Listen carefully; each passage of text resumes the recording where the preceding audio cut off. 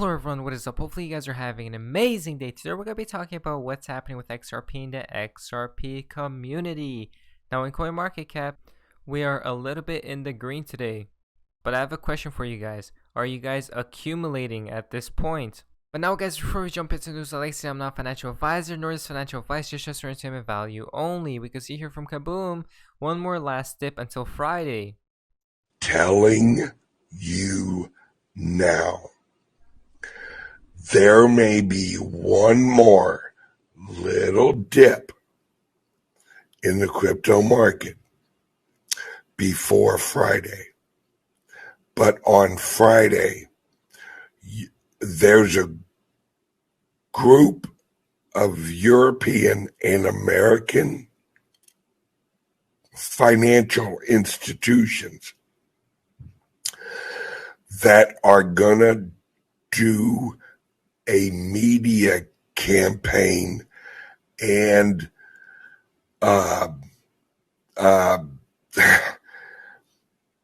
they're basically gonna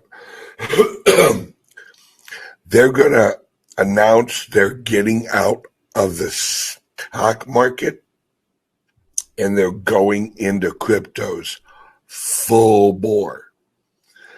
And when this group announces, it is not gonna not shake the world. It is gonna shake the world. There you go guys, one more last dip until Friday. Announcement on Friday, institutions moving money from stocks to crypto. Boom time, XRP. Once again from Kaboom, an IPO announcement from Ripple right before the start of the bull run would be insane. So what do you guys think about this? Next week comes from XRP Crow.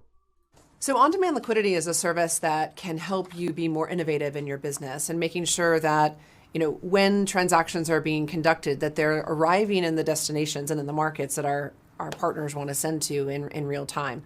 So just a bit of a reminder about where on-demand liquidity is available today. So we're currently live with Euro, US dollar, Mexican peso, Filipino peso, and Australian dollar, which was a new one we added in the fourth quarter. If you think about the size of the opportunity that on-demand liquidity is helping you to address, the size of the opportunity is really $20 to $30 trillion today in low-value cross-border payments.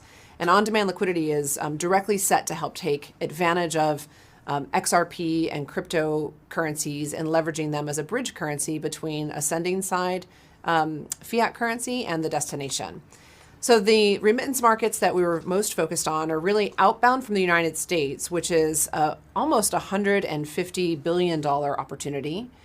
We also have inbound in both Mexico and the Philippines. Both of those countries represent more than $30 billion in opportunity today. And then, of course, Australia is an exciting market as well, really focused on the outbound potential for the Australian market. And for small and medium-sized enterprises, we feel as if they've really been kind of underserved with the technologies available to them today. So a lot of our focus has been on helping these small businesses address the pain points of sending money cross-border. Ripple on-demand liquidity is currently live with Euro, US dollar, Mexican peso, Philippine peso, and Australian dollar. The ODL market size opportunity, $30 trillion, guys. Next week comes from XRP Yo-Yo. Investment is happening there, and the next thing is going to be value. And the question is, how can we use the internet to move anything of value at the speed of light at no cost, the way we've done all those other things that we've done? And to do that, we have to have a regulatory framework, Gary's suggesting, that can keep up with that rather than try to fit that new paradigm into an old regulatory paradigm. But also, we need to recognize that we have to adopt a technological leap forward, because the reason why the Chinese in particular, I've invested in some of these Chinese payment modalities as well, were able to do this is because they didn't have the credit card system with which to contend. It wasn't there, so they could go right to, it's like they skipped over landlines and went right to cellular, and there are a whole bunch of reasons why so they now pay, even without fundamental technological innovation, the cost of payments in China is about 30 to 40% of what it is in the United States. Yeah. Look, the message I'm receiving from you is safety and soundness, transparency, investor protection, all very Important. KYC, AML, audit trail, all important. But don't give up on those. But those can all happen in the digital world. Actually, the it can happen much more technology easily. exists. They happen much more easily. Don't use yesterday's technology to achieve those goals. Use tomorrow's technology to achieve those goals. Yes. Another way I look at this is, you look at. I mean, Glenn gave you an actually unbelievable tour of the internet in 30 seconds. I don't know how he did that without notes.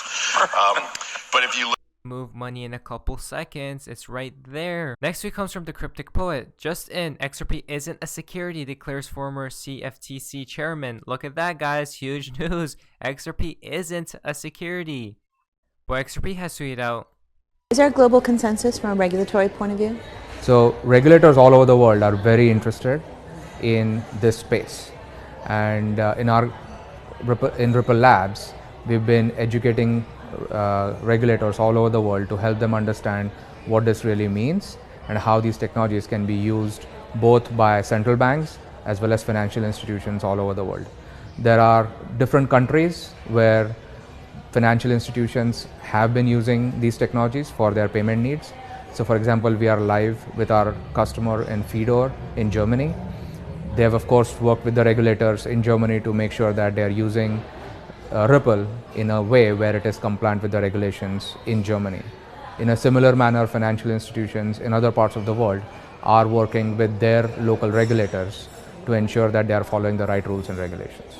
So do platforms like Ripple work in conjunction with the existing banking rails or in competition with them? So if you think about a payment system, there are typically three components for a payment system. One is rules and standards that all financial institutions and participants agree to follow. The second is a risk management infrastructure to figure out how do you deal with reversals or how do you deal with a problem when there is a payment goes wrong or something like that. And the third is a settlement system. What distributed ledgers are purely the settlement infrastructure. So it is vitally important for systems or companies like Ripple to work with financial institutions who can bring the rules, standards and the risk management infrastructure to use the distributed systems for their financial transactions.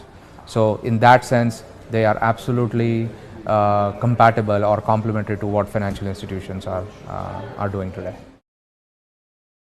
Bingo, why XRP needed a Ripple and vice versa. XRP wins on all metrics. And now guys, we're into the fun part of XRP and the XRP community. Now this is quite interesting. Obvious rise to it out. The second wave confirmed by Mr. Poole after Q warned us that we might attend. They are both connected. We can see right here. Look at all of these pictures right here. Wave, Ripple, Monsoon. Next week comes from Fifi. Trump, Putin, and Jinping together stands for a global blockchain-based currency. It is right there, guys. Look at that. If we go down here, what do you guys see? What do you guys see? Crypto Mike has tweeted out, the QFS is most definitely using Lumens XLM. Now you guys can check out this right here. But if we go down the replies, from Reborn, XLM, Retail, XRP, Derivatives. Blushi has tweeted out, I don't care if you believe me or you don't, XRP will go above 1600. I'm 10,000% sure. 16 cents, $1 and cents, $10, $1,600. It will happen. The world's reserve digital currency. It will be 4 digits, guys. Now this connects to the next tweet right here from CryptoK. Long time I was not believing this guy. But here's the thing. I've been living now for a quite long time here in Switzerland, and I got to know quite a lot of people from the banking sector. From Rothschilds to REYL Group. You guys can read all of this, and he talks about he asked XRP and they were surprised, but you guys can read all of that if you guys would like to. Rom the Weird has tweeted out one more time. It already happened. Reality will catch up to a dream. Zero doubt. 100%. Focus year 2020. Again, guys, the focus is this year 2020. Next week comes from Joker XRP. The ripple effect is building momentum. Here comes the wave. XRP will facilitate value. Now again, there's XRP. You guys can read all of this. The electronic fund transfer. Goran Gecko has tweeted out, I'm hearing big news in July and even bigger news in mid to late August for XRP. Stay tuned, it's about to get real.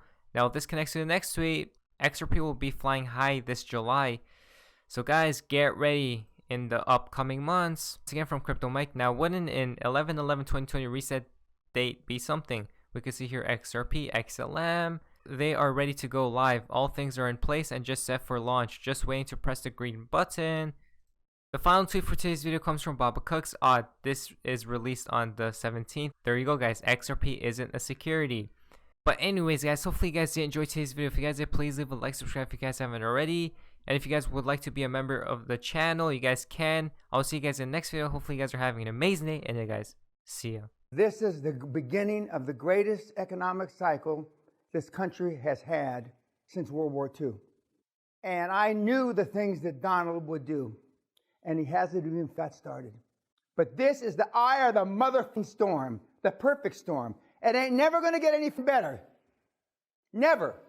This is perfect for the QLA model. If I could have written a prescription or a formula, I couldn't have written it any better. Low interest rates, money's free, you stupid. Massive chaos. And Donald's going to rip the mother economy apart. And he's going to for practice in a good way. This is it. It ain't never going to get anything better. This is like a multiple orgasm the rest of your life, you fucking slags that are in the audience. This is it. Sometimes I don't want to hear what Dan has to tell me. But as I wrote in one of my blogs, the old man, he's always right.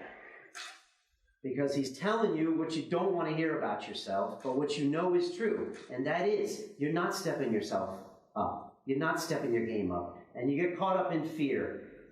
As Dan says, false expectations appearing real.